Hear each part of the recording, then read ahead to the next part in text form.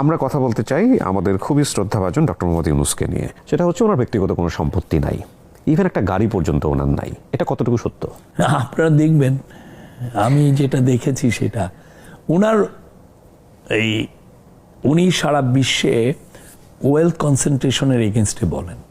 আচ্ছা, ওনার যেটা 3-0 যেটা উনি যে ভিশনটা যেটা প্রচার করেন 3-0 আপনি দেখেছেন, net zero carbon emission, net unemployment, net মানে জিরো কনসেন্ট্রেশন অফ ওয়েলথ, এইটার সাথে যায় না। তো যেটা উনি প্রচার করেন, যে ভিশনটা নিয়ে উনি সারা বিশ্বে বলে বেড়ান, সেই জিনিসটা উনি যদি করেন যে না আমি উনি একটা গাড়ির একটা তো মানে টাইনি হইলেও তো একটা ওয়েলথ, সেটা যদি উনি পজেস করেন সেটা তো এটা যায় না। সেই জন্য উনি ওনার কোনো গাড়ি নাই, ওনার কোনো বাড়ি নাই, উনি এতগুলো সবাই বলে না ওনার 53 না 56টা কোম্পানি, ওনার ওই কোনো কোম্পানিতে ওনার একটা টাকার একটা শেয়ার নাই।